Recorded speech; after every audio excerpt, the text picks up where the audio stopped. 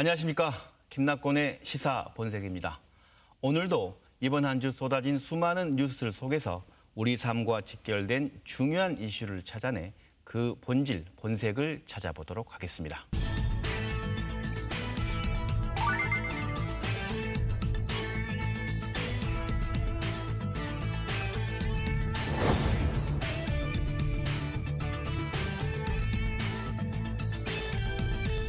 네, 오늘 첫 번째 순서는 한 주의 뜨거운 이슈에 대해 보다 날카롭고 명쾌하게 분석해보는 이슈 저격 시간입니다. 오늘은 최근 논란이 일고 있는 민간공원 특례사업 선정 문제에 대해 이야기 나눠보도록 하겠습니다. 함께 이야기 나누실 두 분의 명사수를 소개해 올리겠습니다. 윤현석 광주일보 정치부장 나오셨습니다. 안녕하십니까. 네, 윤현석입니다. 반갑습니다. 네.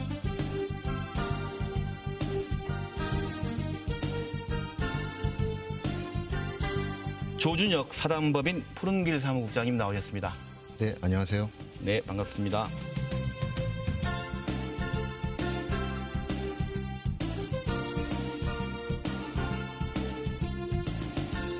이번 한 주가 이렇게 되네요. 민간공원 조성 특례 사업 2단계 우선 협상 대상자 선정 문제. 네. 아주 굉장히 말이 깁니다. 이걸 이 뉴스로 한 주가 굉장히 지역사회가 뜨겁게 논란이 많았습니다. 그런데 좀 어렵네요. 방금 말씀 특히 큰 핵심 키워드가 민간공원 그리고 특례사업. 마지막에 하나 우선 협상대가 있는데 먼저 한번 여쭤보고 싶어요. 민간공원이라는 게 뭐 일반 공원이 있는 거고 민간공원이 있고 공공공원이 있고 그런 겁니까? 어떤 겁니까? 좀 쉽게 말씀드리면 도시공원은 시민들에게 꼭 필요하니까 지방자치단체가 땅을 매입해서 조성하도록 의무가 법적으로 지어져 있습니다. 그런데 지자체가 돈이 없다는 이유로 이것을 민간자본을 끌어들여서 민간자본으로 공원을 조성하는 게 민간공원이고요. 이것은 왜 특례가 붙었냐면 원칙은 지방정부가 재정을 들여서 공원을 조성해야 되는데 그게 안 되니까 특별하게 예외적으로 이거를 민간자본을 활용할 수 있다. 이런 것을 의미하게 되겠습니다. 그렇다는 말씀은 결국 이제 이 어떤 공원에 대해서 특별한 예를 둬가지고 어떤 개별적인 어떤 건설업체나 이런 자본이 들어올 수 있도록 해준 거네요. 특례라는 게. 좀 설명을 드리면 이게 이제 그 도시공원 부지에서 개발행위 특례에 관한 지침이 2011년에 나옵니다. 이게 이제 국토교통부에서 이거 지침을 내는데 이 지침에 따라서 2016년에 이제 가이드라인이 나오게 되고요. 그 가이드라인에 따라서 지금 이 특례 사업들이 각 지자체에서 진행이 되고 있습니다. 그렇게 해서 나온 용어가 뭐죠? 도시공원 일몰제 이거까지 설명을 같이 해주셔야 이제 한꺼번에 될 것 같아요. 어떤 거죠? 그러니까? 도시공원 일몰제하고 지금 민간공원 특례 사업하고. 쉽게 말씀드리면 도시공원은 말씀드렸다시피 지방자치단체가 토지를 매입해서 조성해야 되는데 지자체가 계속 이 의무를 해태하다 보니까 토지 소유자들이 아무래도 재산사기 불이익을 얻지 않습니까? 그래서 국회에서 2020년까지 이 문제를 해소해라. 그리고 2020년까지 이 공원을 조성하지 않으면 공원에서 해제해라. 이게 공원 일몰제의 핵심이고요. 거기에 따라서 2020년까지 지자체가 이제 땅을 매입해야 되는데 이제 예산이 없는 겁니다. 그러다 보니까 공원녹지법상에 이건 특례사업 조항이 있으니까 그것을 활용해서 2020년 전까지 공원을 조성하겠다. 그래서 일몰제에 의해서 이제 민간공원이 좀 활용되는 면이 있고요. 이걸 좀 더 보면 과거에 민간공원 조항이 없었던 건 아닌데 이제까지 추진이 안 됐다는 겁니다. 왜 그러냐면 2020년은 아주 먼 미래라고 생각했는데 이제 지자체가 2020년이 곧 다가오니까 이제 모든 지자체에서 얼마 안 남았으니까 이것을 부랴부랴 이 조항을 활용하는 면이 있습니다. 지금까지 사실상 공원 문제에 대해서 그만큼 도시 지자체가 큰 관심을 기울이지 않았고요. 시민들이 그 공원을 굉장히 중요하게 생각함에도 불구하고 시의 어떤 재정 투입 우선순위에서는 항상 밀려 있었습니다. 그러다 보니까 지금 이제 막 닥쳐가지고 지금 이 사업들이 시작이 되고 있는 거고요. 현재 그 미조성 공원의 대부분의 토지는 사유지입니다. 그리고 도시계획 시설로 조성하기 위해서는 그 사유지를 매입하는 게 핵심이거든요. 그런데 그동안의 지자체가 이 예산을 배정을 안 해서 국회에서는 20년의 시간을 줬거든요. 그런데 그 20년의 시간 동안 예산을 편성을 안 한 거예요. 아까 말씀드렸다시피 정책의 우선순위에서 도시공원은 아니었다는 거죠. 통장에 있으면 조금씩 2020년까지 시간을 줄 테니 좀 통장에 돈을 남겨서 이거 재원을 마련해라 했는데 지금까지 미뤄왔던 거네요. 그렇습니다. 그래서 이제 개발에 이제 빌미를 준 거죠. 그러니까 지금 이제 저희들이 소위 선진국이라고 부르는 데를 가면 뭐 사회자님께서 가보셨겠습니다만 정말 공원이 너무 아름답지 않습니까? 그렇죠. 여러 가지 시설들이 들어가 있고 어디 뭐 유원지를 딱히 뭐 저희들이 찾아가지 않는다 하더라도 이 주변에 공원에 찾아가서 이렇게 즐기는 여유를 즐기는 분들이 굉장히 많은데 우리나라 공원은 그렇게 안 돼 있다는 겁니다. 그러니까 조성도 안 돼 있고 거의 뭐 지금 가시면 뭐 논밭이 있는 경우도 있고요. 그렇죠. 나대지로 이렇게 방치되고 있는 부분도 있는데 그런 것들이 반드시 필요한 시설이 됩니다. 선진국으로 가면 갈수록. 근데 저희들이 그런 것들을 지금까지는 방치해 온 것이죠. 근데 지금 이제 방치해 오다가 결국에 이제 아파트 개발로 채울 수밖에 없는 상황을 스스로 만들어버린 겁니다. 지금 상황은. 그렇게 해서 그 시간이 2020년이라는 일몰 끝나는 시간이 다가온 가운데 결국 이제 이게 민간 공원의 사업을 개발 사업을 할 수 있는 건설업체에 넘겨준 상황까지 오게 됐고 그렇습니다. 그러면서 이제 사업자 선정이 된 것이 민간공원 조성 특례 사업이라면 특례 의미는 어떤 특례를 얘기하는 거죠?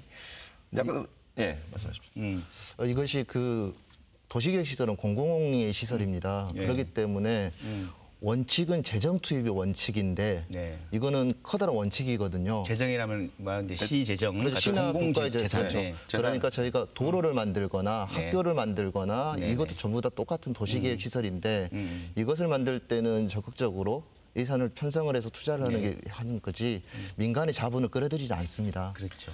그런데 이런 조항을 만드는 것 자체가 특례죠. 그리고 특별한 예의 주는 거네요. 원칙이 아니라는 거예요. 원칙이 아니라.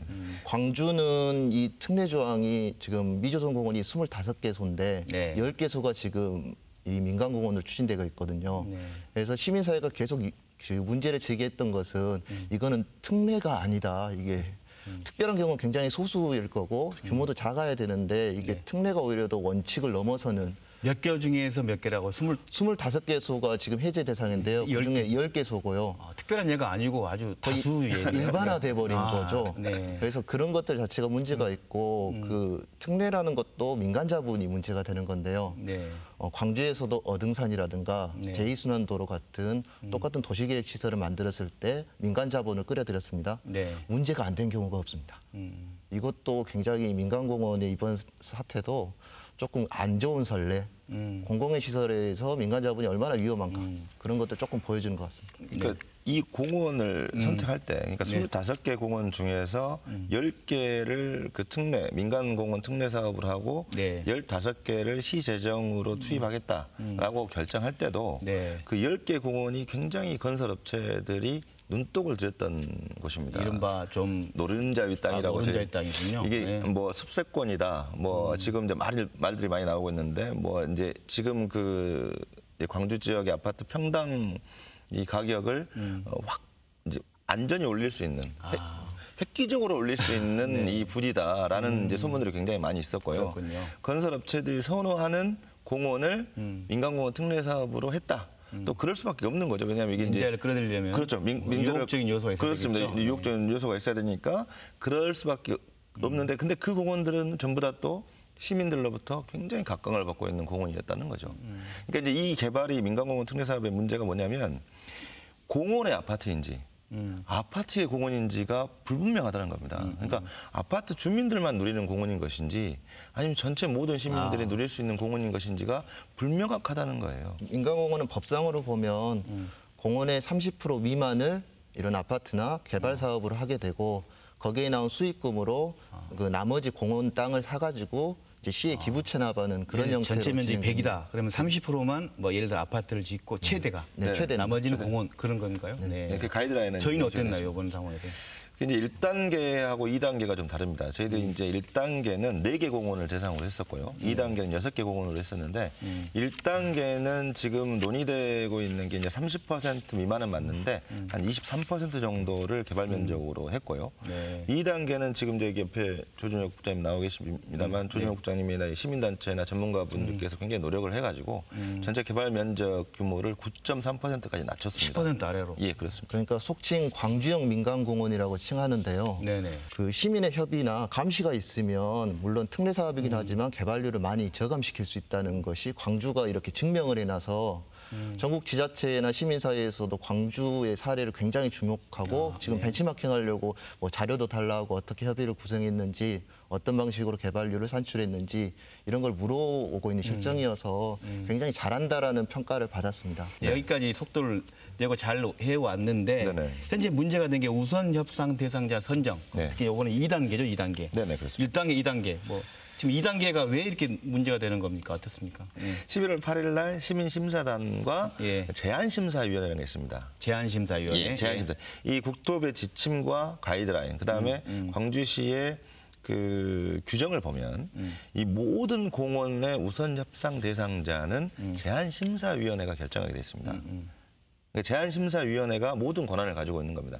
전문가로 구성된 20인 이내에 제안심사위원회가 구성이 되는데 거기에는 뭐 이렇게 그렇습니다. 환경단체, 교수, 시민 다 있는 전문가들 다 들어가 있고 이제 그분들이 이 11월 8일 날 결정을 해서 발표를 한 겁니다. 아까 말씀하신 게 가장 좋은 사례로 10% 아래로 그렇습니다. 했고 업체가 11월 8일 날 발표가 됐고 그럼 끝난 거 아니에요? 근데 이제 이게 이제 11월 8일 날 발표를 했는데 이게 11월 15일 날 갑자기 감사에 들어간 겁니다. 8일 날 발표했는데 일주일 뒤에. 일주일 뒤에 감사에 들어갔고 근데 이게 이제 조준혁 국장님께서 설명하시겠습니다만 약간 그 규정하고는 어긋난 겁니다. 이 규정에는 업체가 이의 제기를 할 수 없다고 돼 있고요. 이 업체가 이의 제기를 할 수 없다는 것은 무슨 말이냐면 사실상 뭐 재평가라든가 재공모라든가 이런 것은 안 된다. 뭐 이런 표현이 될 수도 있는 거거든요. 받아들이는 입장에서 봤을 때는. 근데 그것이 지금 시 감사가 진행되면서 분위기가 달라지는데 뭐 이런 정도의 어떤 분위기가 형성이 됐습니다. 궁금한 게 11월 8일 날 발표하고 11월 일주일 뒤인가 감사했다는데 그럼 일주일 사이에 무슨 일이 있었던 겁니까? 그 부분은 시에서는 뭐 이제 기존의 언론에서는 이걸 어떻게 보도를 했냐면요. 이게 한 특정 업체가 이 감사 그 제안 결과표의 문제를 이의를 제기했고 고위공무원에게 그리고 여기에 의해서 감사가 진행됐다고 하고 있고요. 광주시는 아니다. 우리는 자체적으로 이거를 감사를 진행했다. 이 의견이 지금 충돌하고 있는데요. 실제로 그 지침에도 지금 제안공모서 지침에도 이건 이의 제기를 할 수 없다고 그 광주시가 밝혔음에도 불구하고 석연치 않은 이유로 이렇게 감사가 진행된 것들. 않은데 이제 저희들이 취재를 하는 과정에서 나타나는 겁니다만 이 심사표라는 게 있습니다. 근데 심사표가 두 가지 심사표가 있습니다. 하나는 이 정량평가 심사표가 있고요. 정성평가 심사표가 있습니다. 정량평가라는 것은 수치가 뭐 전화 사회자님도 그냥 가서 평가할 수 있는 겁니다. 왜냐하면 이게 수치가 정해져 있고 그 수치대로 저희들이 기입만 하면 되는 거기 때문에 그렇게 어렵지가 않습니다. 보통 저희들이 어떤 평가를 가게 돼도 마찬가지로 그렇게 합니다. 그러니까 정량평가는 주최 측에서 해가지고 가져오면 그거를 보고 인정을 해주는 거고요. 정성평가는 전문가들이 하는데 이 정량평가표를 가지고 가지고 온 겁니다. 아까 말씀드린 업체가 가지고 와서 따지게 된 거죠. 우리가 원래 업체들 알 거 아닙니까? 우리가 이 분야에 대해서는 우리가 몇 점인데 이 분야의 평가 점수를 보니까 우리가 받을 점수가 아니다. 이거 잘못됐다라고 이의를 제기했다는 것이 일반적인 지금 해설이고요. 업체가 이의 제기했을 것이다. 그렇습니다. 근데 이제 광주시는 그것이 아니다라고 이제 표현을 하고 있는데 그건 좀 약간 따져봐야 할 문제인 것 같고. 근데 문제는 뭐냐면 이 심사표 자체가 기밀문서라는 겁니다. 그래요? 그러니까 아까 이제 말씀하셨던 부시장도 이 기밀문서를 못 봤습니다. 제가 알기로는 아마 욕을 했는데 왜냐하면 궁금하니까 한번 상황을 봐보자라고 욕을 했는데 이 담당 부서에서 안 된다고 한 걸로 알고 있습니다. 근데 그것이 자기도 못 본 서류를 외부에서 업체가 가지고 와서 그거를 보여줬다는 것 자체가 굉장히 어떻게 보면 광주시 행정이 난맥상을 보이고 있다는 뭐 아주 뭐 사례가 될 수밖에 없는 거고요. 그러다 보니까 이 문제가 이렇게 확산될 수밖에 없는. 왜 이 문제가 이제 얘기됐냐를 얘기하다가 이제 궁금해서 여쭤본 건데 거의 이제 이 말씀으로는 업체가 정량 평가된 결과를 갖고 문제 제기를 해서 감사가 이루어졌다는 말씀인 거죠? 거의 그렇다고 보고 일반적으로 있습니다. 감사가 이렇게 이루어집니까? 어떻습니까? 광주시 이런 예가 있나요? 광주시 이제 지금 이게 이제 지금 감사, 이 민간공무 특례 사업으로 감사가 들어간 사례는 처음이고요. 당연히 처음이고, 왜 1단계, 2단계밖에 없었기 때문에 전국적인 상황을 봐도 지금 없죠? 감사 들어간. 그러기도 하고요. 감사가 굉장히 짧은 순간에 결정되고 전격적으로 시행된 면이 있어서 굉장히 조금 이례적인 부분이 있고요. 그리고 아까 그 언론 보도를 하던 합리적인 조금으로 봤을 때 건설업체가 만약에 그 결과표를 봤다면 그 채점 그 표만 봤을 거지 어떻게 그 세부 서류까지는 보지를 못했을 거예요. 그런데 단순히 채점표만을 가지고 세부사항을 모르는 상태에서 이의를 제기한다? 이것은 조금 더 저도 좀 이해가 잘 안 되거든요. 뭔가 그 제시된 이의 제기가 굉장히 문제가 많고 그렇습니다. 데이터가 정확하기 때문에 그 상대방 업체가 말이 된다라고 생각했기 때문에 광주시가 이렇게 전격적으로 감사를 한 거 아니겠습니까? 그런데 이의 제기를 하더라도요. 저는 그렇게 생각해요. 그러니까 뭐 어떤 업체가 몇 점, 어떤 몇 점 이것만 봤을 거지 실제로 뭐 감사위원회가 감사하듯이 모든 세부 서류에서 어떤 부분이 잘못됐고 이거를 알지 못한 상태에서 이의를 제기했을 것 같아요. 왜 그러냐면 그 서류 전체가 유출되지는 않았을 거니까요. 그러니까 심사표가 좀 여러 가지 버전이 있었다고 합니다. 그러니까 저도 이제 확인을 못했습니다. 심사표를 확인을 못했는데 여러 가지 버전이 있습니다. 그러니까 예를 들면 그 정량 평가만 적어진 비전이 있는가 하면 버전이 있는 거면 버전이 있는가 하면 정성 평가와 정량 평가가 같이 적어진 버전이 있을 거고요. 그러면 정량 평가, 정성 평가도 더해졌고 거기다가 시민 평가단까지 더해진 점수도 있을 수 있습니다. 이게 뭐냐면 근데 시민 평가단이나 정성 평가는 누가 판단을 하지 못합니다. 왜냐하면 전문적인 영역이기 때문에요. 근데 정량 평가는 아까 말씀드린 대로 누구나 가서 평가를 할 수 있는 겁니다. 예를 들면 예를 들면 그 건설사의 재정 규모, 뭐 건설사 이 업체의 데이터 있겠죠. 그렇죠. 이건 몇 점 몇 점이 있겠죠. 이렇게 있습니다. 그러다 보니까 그렇죠. 그 부분만을 평가해 가지고 갖고 오는데 이 정량 평가의 비중이 너무 큽니다. 그러니까 지금 5대 5죠. 정성평가 5, 정량평가 5 그러다 보니까 정량평가가 차지하는 비율이 너무나 크다 보니까 이런 문제도 벌어지는 것 같습니다. 그렇게 해서 결국 이제 지금 어떻게 유출됐는지 여부도 좀 명확하지는 않은 거네요. 그렇지만 유출돼서는 안 되는 일이 그게 큰일입니다. 이거는 제가 봤을 때 광주시 공무원들이 앞으로 이 기밀 문서를 다루는 데 있어서 굉장히 조심해야 되는 거고요. 12월 13일 날 이제 시감사위원회가 감사 결과를 발표했는데 이 감사 결과를 발표하면서 유출에 대해서는 딱 두 마디 했습니다.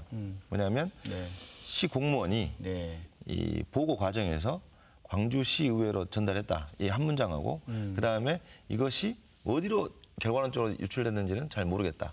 이 두 가지입니다. 근데 이 부분에 대해서 저희들이 좀 굉장히 많이 의문을 가지고 있는 겁니다. 왜냐하면 유출이 된 것이 굉장히 큰 문제이고 그다음에 심사표의 오류, 심사의 오류가 이제 두 번째 문제인데 이 첫 번째 문제에 대해서는 자세히 다루지 않고 평가 오류 부분에 대해서만 집중적으로 다뤘다는 것은 뭐냐면 애시당초 감사가 우선 협상 대상자의 변경의 목적이 있었던 거 아니냐 이런 의혹을 만들어낼 수밖에 없었다는 거죠. 지금 계속되는 의혹 보도들이 아마 시감사위의 감사 배경에 쏠려 있는 것도 이런 이유 때문인 것 같습니다.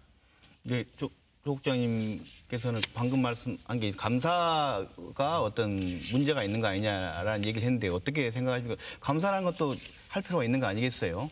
그러니까 지금 감사의 내용을 보면 일당 부분 수정해야 될 부분, 잘못된 부분 시정한 부분도 있는데요.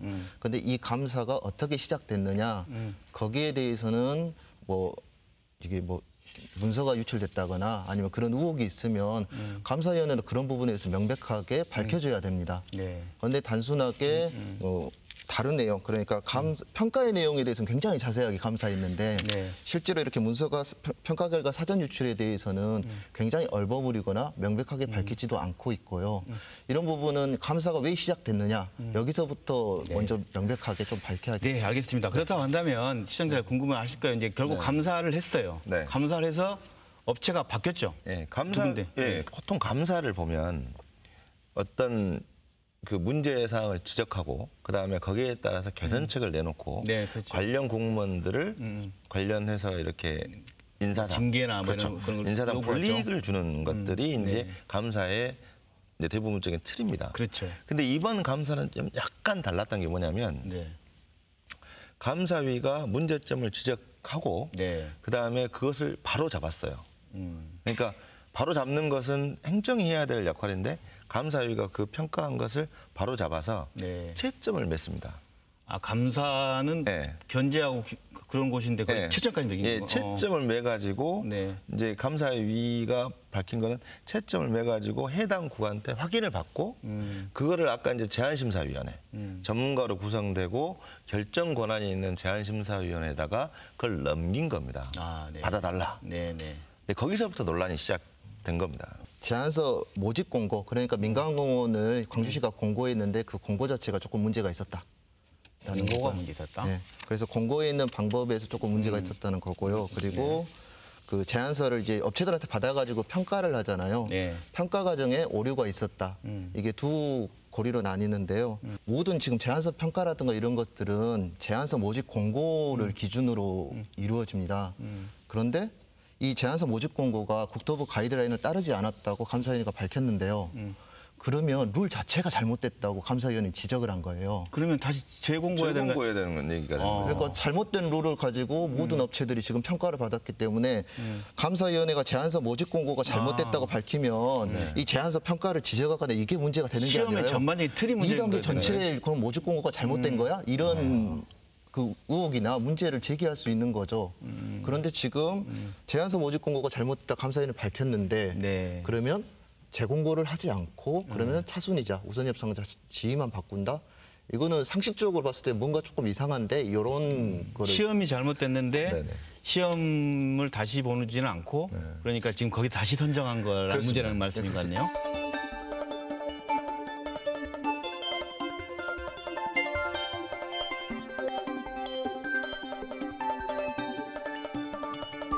결국 발표를 두 군데가 이제 바뀌었죠. 그렇습니다. 도시공사가 한양으로 그리고 금호산업이 호반건설로 바뀐 거죠. 그러면 이 상황을 이제 감사를 했으니까 감사위원회 그다음 절차가 있을 거고 제안심사위원회 얘기하고 하면 이제 통과되면 끝난 상황인데 뭐 제안심사위원회 이걸 받아들이고 있는 겁니까? 아니면 현재 어떤 논란이라는 거 후폭풍 얘기가 나오던데 어떤 건가요? 요 논란은요, 그 13일, 14일 논란입니다. 그러니까 감사 결과를 발표하고 제안심사위원회에다가 요거를 인정해주라라고 했는데 제안심사위원회가 이건 인정할 수 없다. 시 감사 결과는 우리가 인정할 수 없다라고. 심사한 쪽하고 그다음에 그 시 감사위하고 감사하고 서로 충돌한 거네요. 그렇죠. 충돌했고 그것이 접점을 못 찾은 겁니다. 그러다 보니까 시 감사위는 감사위대로 이 부분에 대해서 정확하게 감사 결과를 반영해야 한다고 주장을 했고 제안심사위원회는 전문가 영역이고 권한은 우선협상 대상자의 권한은 제안심사위원회가 가지고 있는데 왜 이 영역을 침범하느냐 해서 서로 이제 충돌하게 된 겁니다. 이 충돌하는 양상 속에서 이제 위임 논란이 있었고요. 위임해달라. 이제 시에서 이런 부분에 대해서 우리 좀 위임을 해달라 제안심사에서 했고 그런 과정에서 이제 도시공사 같은 경우가 어쨌든 시 산하 기관 아니겠습니까? 산하 공기업인데 시가 이제 곤혹스러운 상황에 놓이게 된 거 아니겠어요? 시 감사위와 제안심사위가 이렇게 마찰을 충돌하는 구조가 되니까. 그러다 보니까 이제 지난 19일 날이죠. 오전에 이사회를 해가지고 이 우선 협상 대상자라는 지위를 자진 반납합니다. 여기서 논란이 됐던 것은 도시공사가 만약에 일반 사기업이었으면 우선 협상자 지위를 자진 반납했을까?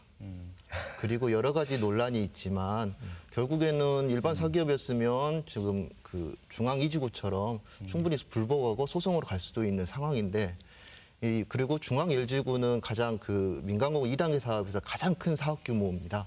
가장 노른자 땅인가요? 그렇죠. 가장 노른자고 가장 수익이 많이 날 땅이죠. 그런데 그런 우선협상자 지위를 이사회를 열어서 자진 반납했다. 이것은 조금 너무 안타깝고 아쉬운 거고요. 그리고 뭐 이런 말도 들려요. 뭐 그 본청과 사정 교감이 없었으면 이런 결정이 났겠느냐. 그런 것들이 그 지금 시민사회의 그 중론입니다. 제가 봤을 때는 이건 이런 것 같습니다. 그러니까 시산하 공기업의 한계 시가 저렇게 이제 이 논란에 어떻게 보면 마찰의 쟁점을 해결을 못 하고 있는데 이 상황에서 시 산하 공기업이 이 일을 계속 추진할 수 있는 동력 자체가 사실상 상실을 해버린 거라고 보고요. 왜 이런 문제가 생기는지를 좀 간략하게 얘기하고 개선책을 좀 얘기할 것 같아요. 왜 이런 문제가 생깁니까 지금? 저는 일단 요 문제는 그 절차적 정당성을 상실했다. 행정이 가장 중요한 건 뭐냐면 누구에게나 공정해야 되고 형평성을 가져야 되거든요. 근데 그런 절차적 정당성 자체를 지금 상실했기 때문에 이런 논란을 자초했다라고 저는 생각하고요. 그다음에 저희가 지나치게 속도전을 합니다. 광주가. 이게 또 비공개를 해요.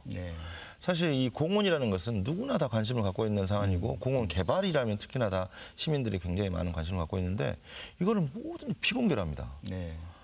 이 제안서도 사실 시민들이 절대 평가를 저는 시청사 앞에다가 쭉 이렇게 제안서들을 쭉 그림도 봐보고 시민들이 누가 더 이렇게 좋은 건지 선택하게 하게 하고 이런 시스템이 돼야 되는데 일부에서 딱 뭐 몇 명만 모여가지고 딱 심사해가지고 비공개로 해가지고 점수표도 저는 솔직히 말하면 이 점수표가 기밀 서류가 아니어야 한다고 봅니다.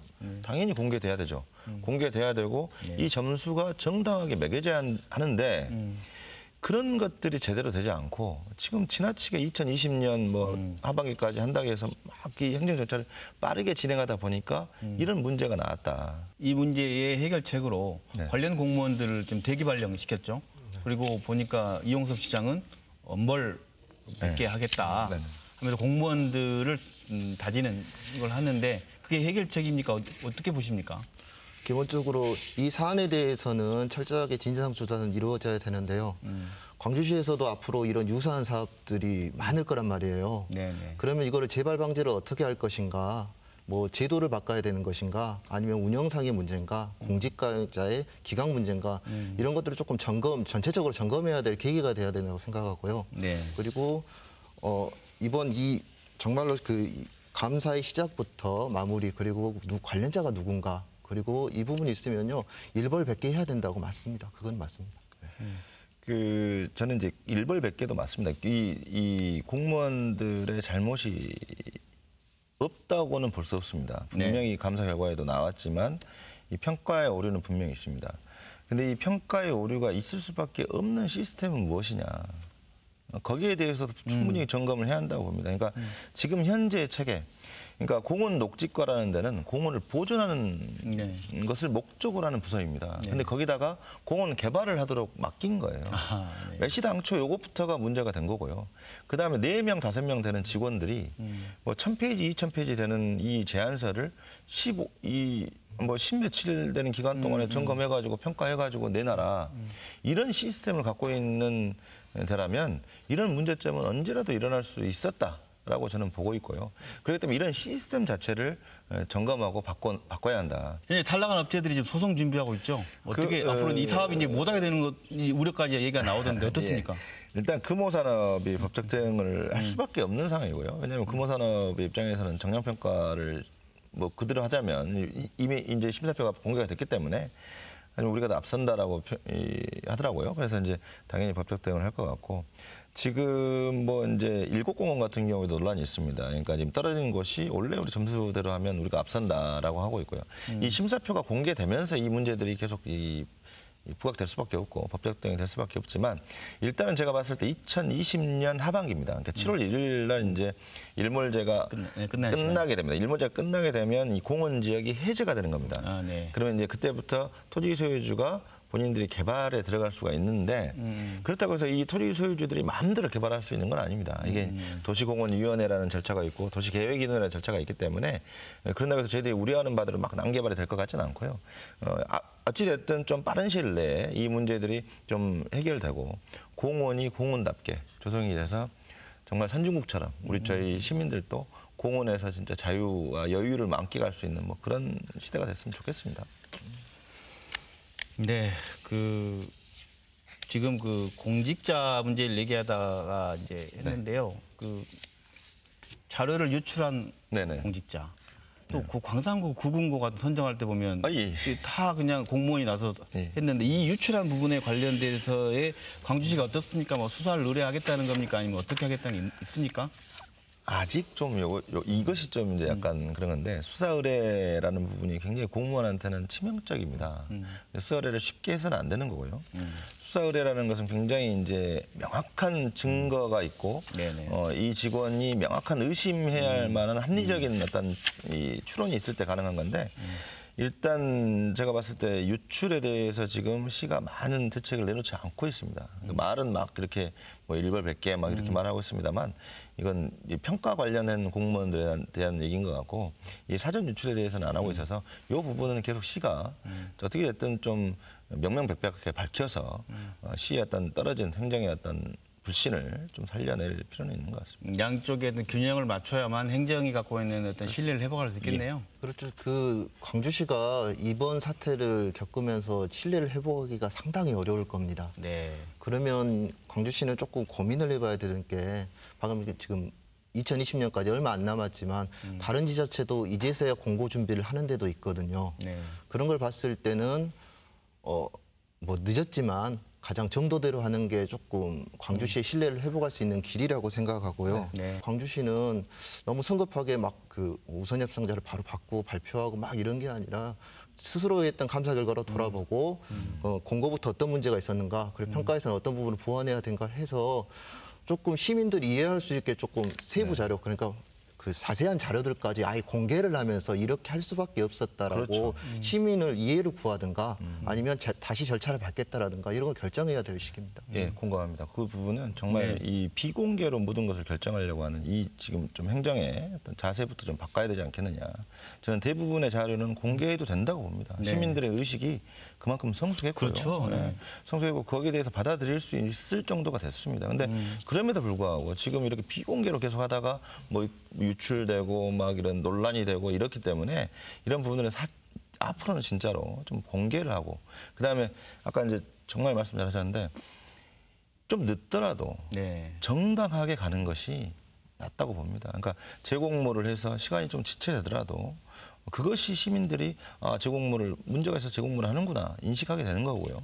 근데 지금 재평가라는 것은 그냥 들어오는 데서 뭐 그야말로 도시공사 같은 경우 반납하게 되니까 바로 이제 그 건설업체가 바로 혜택을 보게 되는 이런 좀 제가 봤을 때는 약간 좀 문제가 있는 행위가 나타나게 되거든요. 그러니까 이런 부분들을 좀 공정하게 만드는 것 노력이 필요하다고 생각합니다. 네, 오늘 저격수들의 이야기를 들어보면 시민들의 공원을 잘 보존하며 좀 개발을 해보겠다는 게 그러면서 특별한 예를 두기로 한 게 민간공원 특례 사업이었는데 현재까지 이런 상황이면 특혜 사업으로 전락하고 있다는 의혹이 좀 큰 것 같습니다. 이번 기회가 좀 그래도 묵은 문제들을 잘 도려내고 투명하고 깨끗한 지역으로 거듭날 수 있는 기회가 되기를 바라봅니다. 이야기 나누신 두 분 감사합니다. 네, 감사합니다.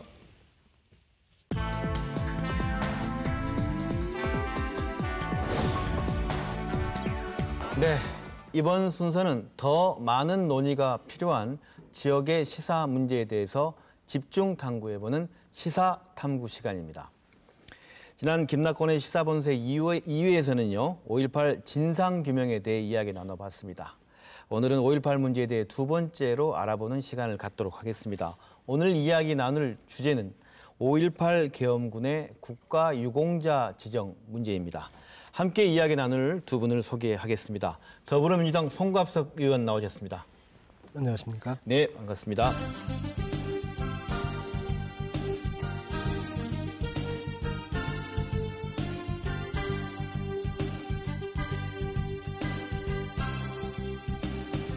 오승용 킹핀 정책연구소 소장님 나오셨습니다. 네, 안녕하십니까? 네, 반갑습니다.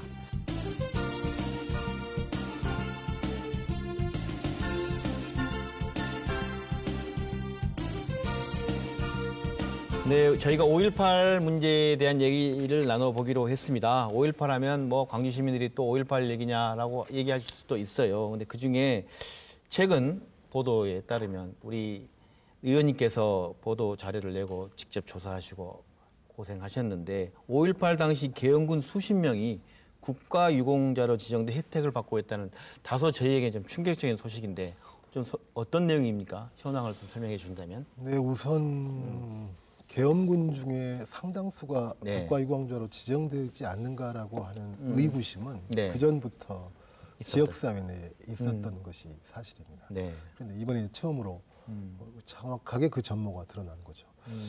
초기에 저나 저희 의원실에서는 한 뭐 13명, 4명 이 정도가 아닐까라고 하는 아주 유공자로 지정된 네, 숫자가 네, 초급 정보를 가지고 시작을 했었죠. 네네. 하지만 계속 저희가 파악해보고 또 보훈처로부터 네. 자료를 받아보고 그 과정에서 네.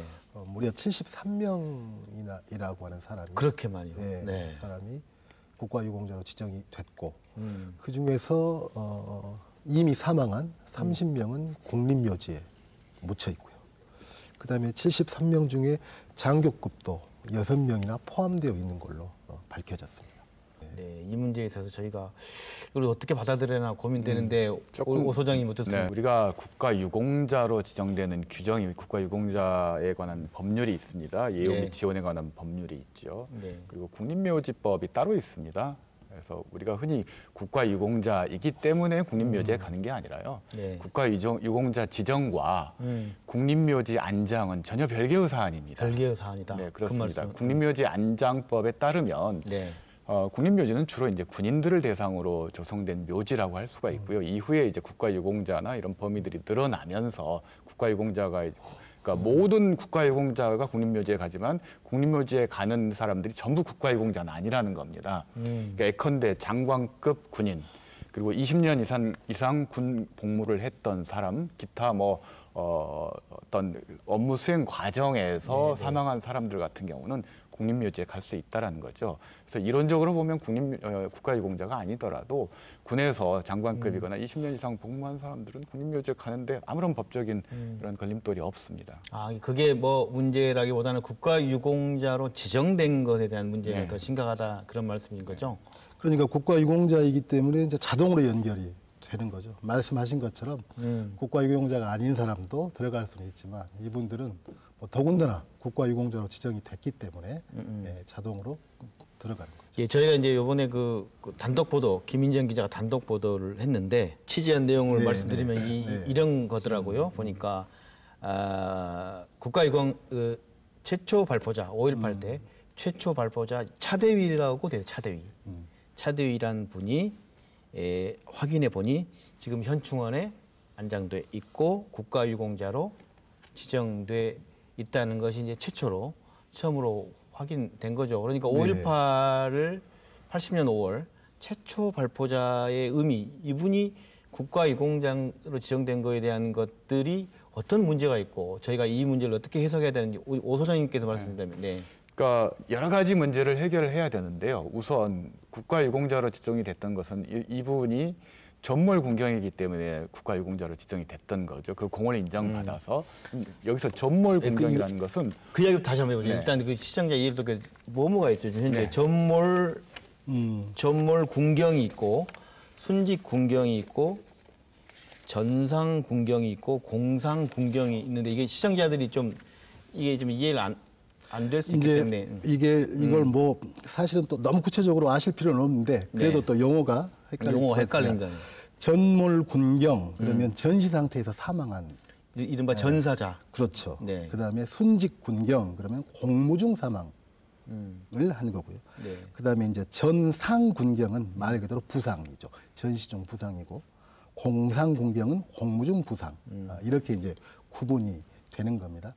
이제 그런다면 이분들이 말씀하신 대로 전몰 군경으로 됐다라고 하는 이야기잖아요. 그런다고 한다면 이것은 5.18 당시의 광주의 상황을 전쟁의 상황으로 규정을 하는 거죠. 상대방이 우리 5.18 그렇죠. 민주화운 대상자 적으로 그렇죠. 전쟁 상태. 전쟁의 상황으로 규정을 한 거고 네. 전쟁의 상황에서 국가를 위해서 싸운 군인이 되는 거죠. 네. 전몰 군경으로 인정됐다라고 하는 것은. 그러면 그 상대편에 있었던 그들 시민군이라고 지칭을 하건 광주 시민이라고 지칭을 하건 또 뭐 시위자라고 지칭을 하건 간에 그 사람은 전쟁 상태에서 국가의 전쟁 상태에서 적으로 규정되어 있는 거죠. 네네. 이런 심각한 모순이 현재 발생되고 있는 겁니다.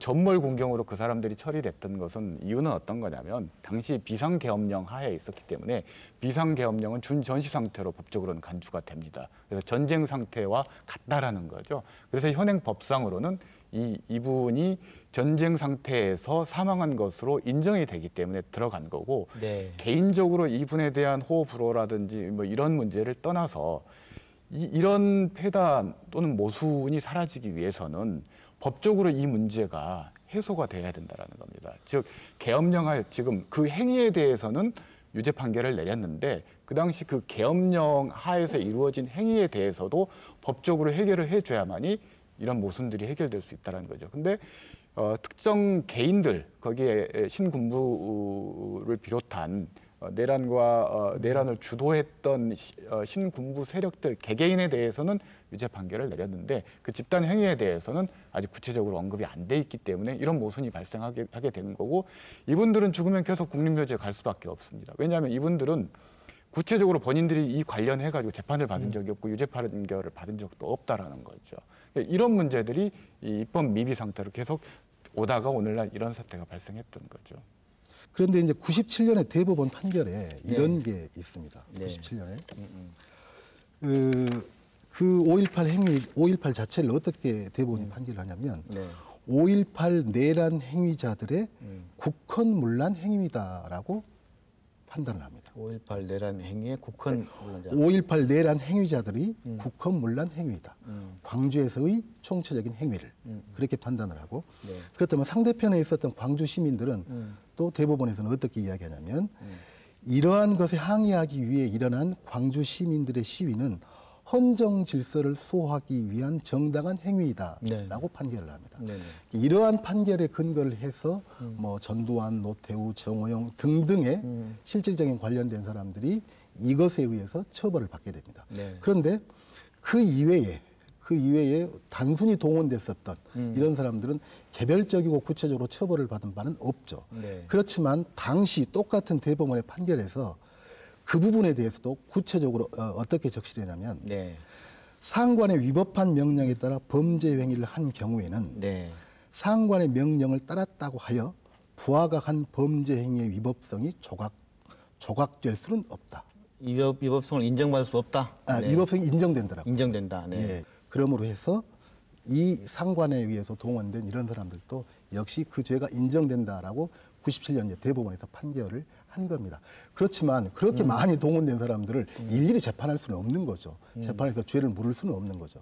그렇지만 어쨌든 그분들이 국립묘지에 묻히게 되고 이런 상황에 있어서는 정확하게 관계기관에서 점검하는 작업이 있어야 되는데 그런 작업이 없이 이렇게 이제 흘러가 버렸다라고 하는 겁니다.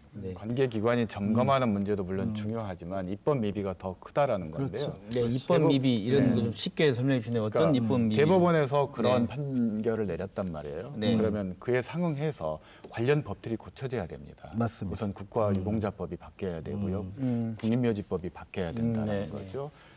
그리고 상훈법도 바뀌어야 됩니다. 그럼 세 가지 법 정도가 기본적으로 후속 작업으로 바뀌어져야 되는데 대법원 판결은 나왔는데 관련 3법은 그냥 그대로 놔둔 거죠. 물론 이제 상훈법이 일부 바뀐 부분들은 있습니다.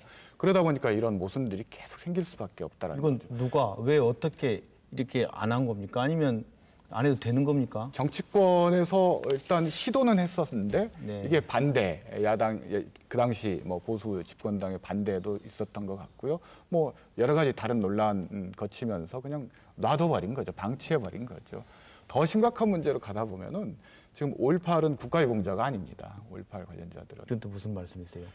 법적으로는 국가유공자, 이 국가유공자 등 예우의 지원에 관한 법률에 5.18 관련자들은 포함되어 있지 않습니다. 4.19는 포함되어 있지만 다만 국가유공자 예우에 관한 법률로 예우만 그렇게 해주는 거지 법적으로는 국가유공자가 아니라는 겁니다. 국가유공자 대우는 받지만. 참 어렵네요. 예우로는 돼 있지만 법적으로는 아니다. 그런데 보면 이게 89년 이전은 심의가 없었습니다. 무조건 그냥 국가유공이 됐는데 올해 당장 2017년 지난해에도 또 한 명이 지정이 됐고 2013년, 12년이 계속 줄곧 지정돼 대부분 판결은 그렇게 내렸음에도 불구하고 지정이 전 놀라운 게 작년까지도 지정이 됐어요. 그럼 지정한 건 국가보훈처죠. 그렇죠. 이것도 문재인 정부 정권이 바뀌고 난 다음인데도 왜 이런 겁니까? 그러니까 97년 대법원 판결 이후에 지정된 숫자가 15명입니다. 네네. 말씀드린 대로 그중에 가장 나중에 지정된 사람은 2017년인 거죠. 네. 이게 마찬가지로 그렇게 관성적으로 해오던 대로 그다음에 그 심사라고 하는 것도 역시 예전에는 종이 한 장으로 끝냈다라고 한다면 뭐 심사 이전 시절에 심사 이후가 된다라고 할지라도 결국은 거기에 따른 적법한 또 치밀한 제대로 된 심사 과정이 없이 이런 것들이 진행되어 왔다라고 하는 겁니다. 심사 과정이 이런 거 아닙니까? 자기 스스로가 신청하는 거죠, 먼저. 해당자가. 내가 국가유공자로 네. 지정받고 싶습니다. 그럼 2017년도도 어떤 한 분이 지금 지정된 한 분이 공상공경으로 자료 나왔습니다. 다치신 분이에요. 이분이 내가 신청을 난 5.18 때 했는데 우리 전체 사회 분위기가 5.18은 이때 당시에 계엄군이라는 것은 어떤 가해자로 지금 인식돼 있는 건데 자기가 신청하고 그리고 보훈처도 바뀌었잖아요, 보훈처장님. 근데 거기선 지정해주고 왜 이런 물론 거예요? 포지티브 시스템 때문에 그러는 건데요. 그리고 어떤 개인이 그냥 그 개인 자격으로 신청을 하는 게 아니라 결국 그것은 국방부의 점검을 거쳐서 올라옵니다. 물론 국방부의 점검을 거치는데 그래서 이제 국방부 서류를 통해서 올라가는 거죠.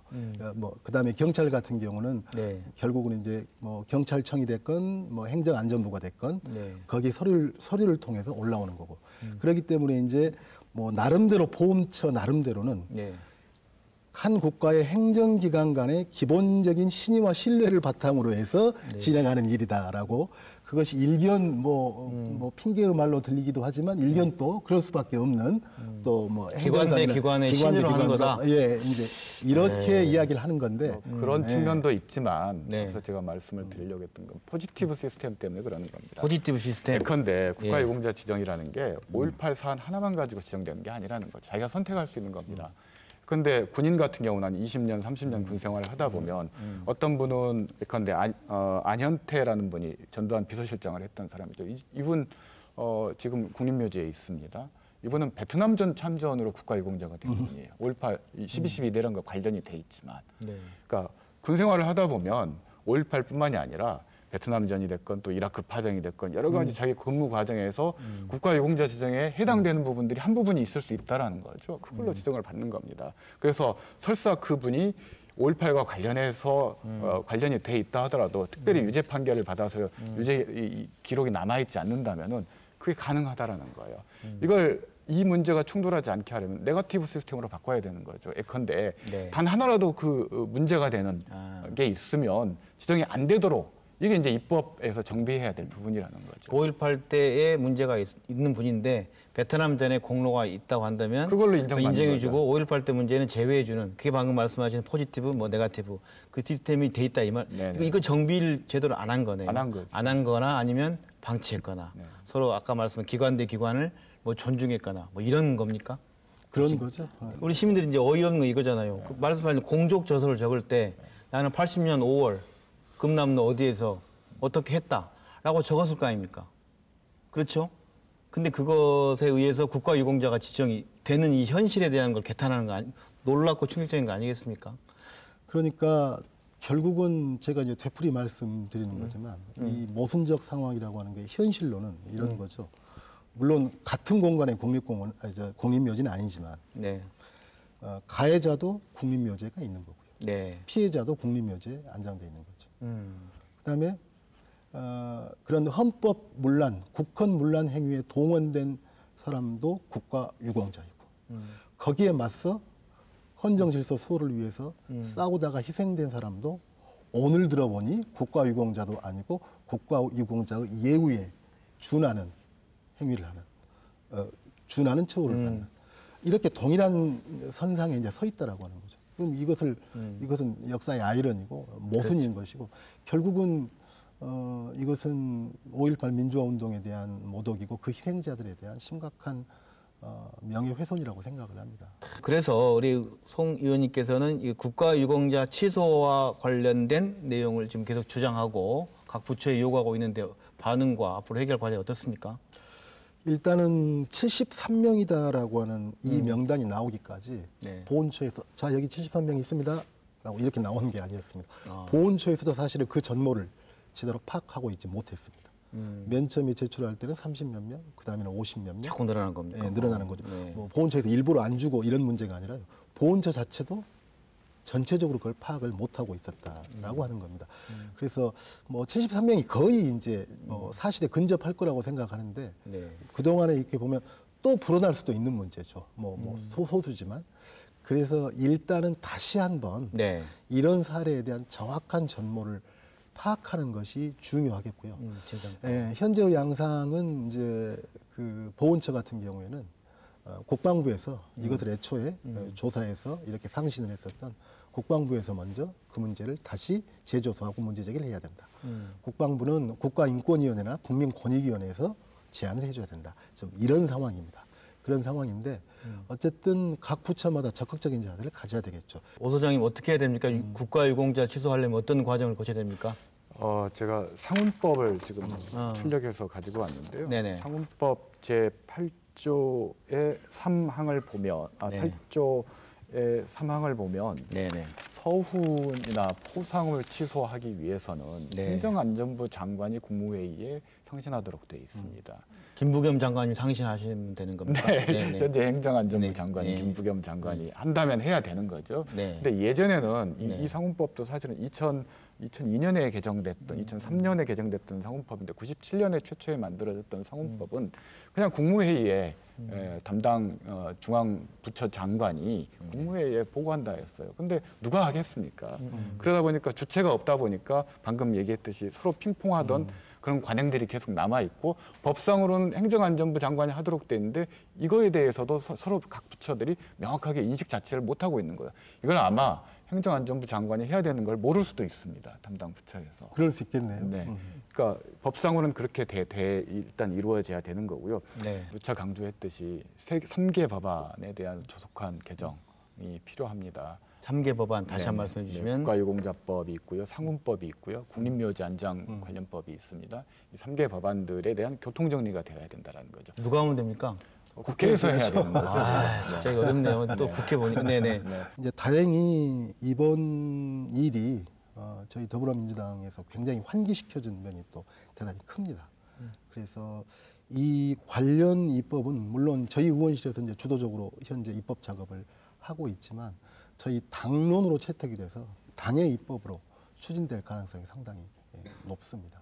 그래서 하루빨리 개정해야 된다고 생각합니다. 그러니까 어떻게 보면 우리 사회가 5.18 계엄군이 국가유공자로 됐다를 충격을 받고 전국적인 뉴스로 반응해야 할 텐데 우리 사회의 단면을 보여주는 것 같다는 생각이 듭니다. 그러한 기반 속에서 어떻게 보면 5.18 계엄군이 유공자가 되는 모습을 보는 이웃들이 늘어나면 거기에서 가짜 뉴스가 생산되는 거 아닙니까? 5.18에 대해서. 그렇죠. 5.18이 논쟁의 사건이 되고 있다라는 거죠. 점점. 논쟁거리가 아니고. 네, 논쟁거리가 되고 있다라는 건데요. 그러니까 과거는 좀 웬만큼 좀 보수적인 사람이 아니면 그래도 5.18에 대해서는 인정하고 또 그 국가 폭력의 심각성에 대해서 동의하는 네. 그런 인식들이 많았었는데 이게 어느 순간 이 5.18 문제가 정치화되기 시작하면서 이런 흐름들이 계속 이어지고 있다라는 거죠. 그러니까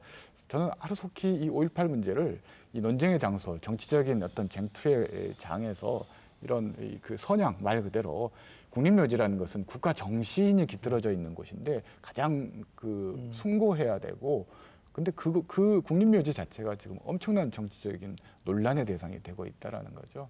이런 부분들이 가장 안타까운 부분입니다. 이 5.18 때 희생된 분들이나 그 유족들의 명예를 더욱더 더럽히지 않게 하기 위해서라도 바로 잡혀야 된다고 생각하고 우선 저는 국회 차원에서 여기에 대한 입법 이것을 최대한 제대로 된 입법을 해서 법적으로 문제 없이 만드는 것이 해야 될 저의 그 의무다라고 생각을 합니다.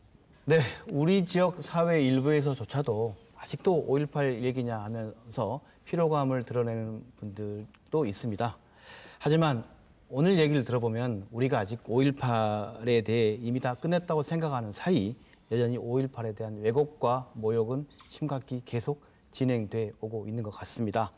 이 땅의 민주화를 지켜낸 광주 시민들, 그리고 그분들의 명예를 지키는 데도 지금 우리 시민들의 힘이 더 필요하지 않나 싶습니다. 김낙곤의 시사본색 오늘 순서 여기서 마칩니다. 시청해주신 여러분 고맙습니다. 감사합니다. I need another story, something to get off my chest. My life gets kinda boring. Need something that I can confess.